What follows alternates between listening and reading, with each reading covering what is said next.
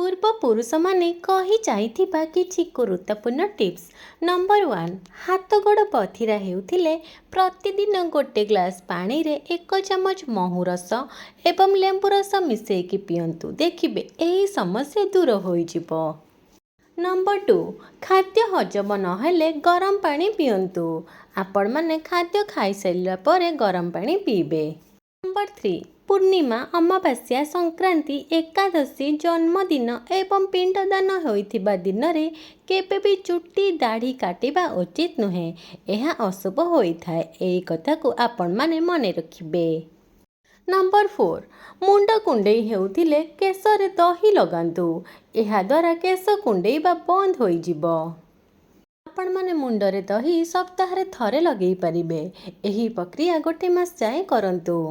Number 5, ପ୍ରତ୍ୟେକ ଦିନ ରାତିରେ ଶୋଇବା ପୂର୍ବରୁ ନିଜ ମୁହଁରେ ନଡ଼ିଆ ତେଲ ଲଗାଇ ଶୋଇବା ଉଚିତ।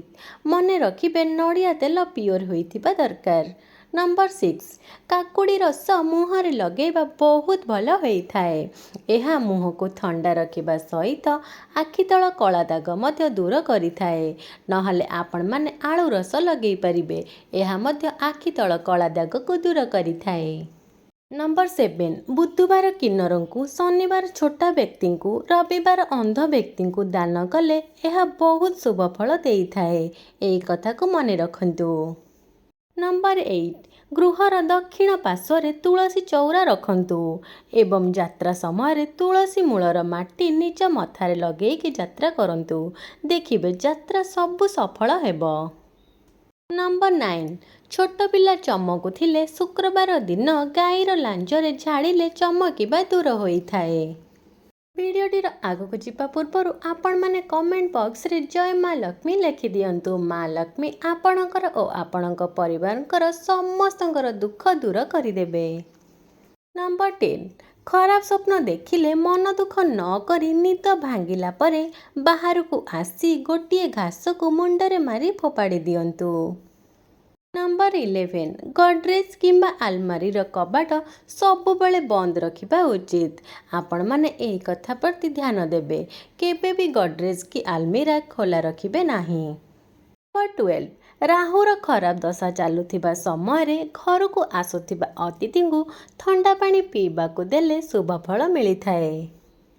ଏହି କଥା ଆପଣମାନେ ମନେ ରଖିବେ ଯେ ଯଦି ଆପଣ ଘରକୁ କେହି ବି ଅତିଥି ଆସୁଛନ୍ତି ତେବେ ତାଙ୍କୁ ଖାଲି ହାତରେ କେବେ ବି ଫେରାଇବେ ନାହିଁ। ନମ୍ବର 13, କୌଣସି ମନ୍ଦିରରେ ନଡ଼ିଆ ସମର୍ପଣ ବେଳେ ଯଦି ନଡ଼ିଆଟି ନଷ୍ଟ ହୋଇଯାଇଥାଏ ତେବେ ଆଉ ଏକ ନଡ଼ିଆ ପରିବର୍ତ୍ତେ ଗୋଟିଏ ଗୁଆକୁ ନିଜ ମୁଣ୍ଡରେ ଲଗାଇ ଭଗବାନଙ୍କ ପାଖରେ ସମର୍ପଣ କରନ୍ତୁ। ଏହା କରିବା ଦ୍ୱାରା ସବୁ ଦୋଷ କଟିଯାଇଥାଏ। ନମ୍ବର 14, ଘରର ବିମ୍ ତଳେ ବସନ୍ତୁ ନାହିଁ କିମ୍ବା ଖଟ ପକାଇ ଶୁଅନ୍ତୁ ନାହିଁ। ବାଥରୁମର କବାଟ ସବୁବେଳେ ବନ୍ଦ ରଖିଲେ ଏହା ଘର ପାଇଁ ମଙ୍ଗଳ ହୋଇଥାଏ। ଏଥିପ୍ରତି ଧ୍ୟାନ ଦେବେ। ନମ୍ବର 15, ରାତିରେ କେବେ ବି ଛାଞ୍ଚୁଣି ଧରି ଘର ଓଳେଇବେ ନାହିଁ କିମ୍ବା ଘରର ଅଳିଆ ଆବର୍ଜନାକୁ ବାହାରେ ଫିଙ୍ଗନ୍ତୁ ନାହିଁ। ଏମିତି କଲେ ମା ଲକ୍ଷ୍ମୀ ଅସନ୍ତୁଷ୍ଟ ହୋଇଥାନ୍ତି। ନମ୍ବର 16, କେବେ ବି ଆପଣମାନେ ଛିଡ଼ି ଯାଇଥିବା ମନି ପର୍ସକୁ ପାଖରେ ରଖିବେ ନାହିଁ। ପୁରୁଣା ଦୋକାନ ଚିଠା କେବେ ବି ରଖିବେ ନାହିଁ କି ପଇସାକୁ ମୋଡ଼ି କରି ମନି ପର୍ସରେ ରଖନ୍ତୁ ନାହିଁ। ଆପଣଙ୍କର ମନି ପର୍ସ ଯେତେ ବି ଭଲ ହେଉଥାଉ ନା କାହିଁକି, ଯଦି ଏହା ଛିଡ଼ି ଯାଇଛି ତାହେଲେ ଏହାକୁ ଆପଣମାନେ ଫିଙ୍ଗିଦେବେ।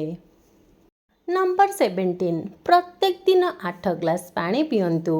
କେବେ ବି ଠିଆ ହୋଇ ପାଣି ପିଇବା ଉଚିତ ନୁହେଁ ଏବଂ ପାଣିରେ କେବେ ବି ମଳମୂତ୍ର ତ୍ୟାଗ କରନ୍ତୁ ନାହିଁ। ପାଣି ଠିଆ ହୋଇକି ପିଇଲେ ଆଣ୍ଠୁଗଣ୍ଠି ଯନ୍ତ୍ରଣା ବହୁତ ଜଲ୍ଦି ବାହାରିଥାଏ। ଏଥିପ୍ରତି ଧ୍ୟାନ ଦେବେ।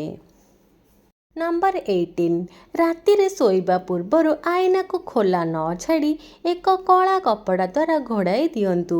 ନହେଲେ ଏହା ଉପରେ ଏକ ପର୍ଦ୍ଦା ଟାଣି ଦିଅନ୍ତୁ। ଆଇନା ଖୋଲା ରଖି ଶୋଇବା ଘର ପାଇଁ ଅମଙ୍ଗଳ ହୋଇଥାଏ। ନମ୍ବର 19, ଧାନ, ମୁଗ, ଗହମ, ମାଣ୍ଡିଆ, ସୋରିଷ, କଳା ରାଶିକୁ ଏକାଠି କପଡ଼ାରେ ବାନ୍ଧି ସବୁକୁ ଘରେ ରଖିଲେ ଏହା ବହୁତ ଶୁଭ ଫଳ ଘର ପାଇଁ ଦେଇଥାଏ। ନମ୍ବର नंबर 20 बौल गछ को शनिवार दिन 7 थर प्रदक्षिण करी तार चेर को आनी घरे रखिले घरे जदि अशांति लगी रोची यह दूर होना ताहले देखिबे बहुत जल्दी अशांति दूर हो जिवो। नंबर 21 आपण माने दुआर मुहरे बसाउथिबा कलश जदि तंबा किंबा पित्तलर न होई जदि माटीर होइथाए ताहले यह बहुत शुभ फल देइथाए। आपण माने एई कथा प्रति ध्यान देबे।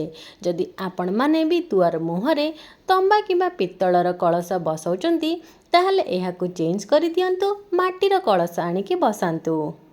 नंबर 22 रातिर जदि घुंगुड़ी मारु थांती जोड़िए गुजराती खाई उषम पानी पियंतु।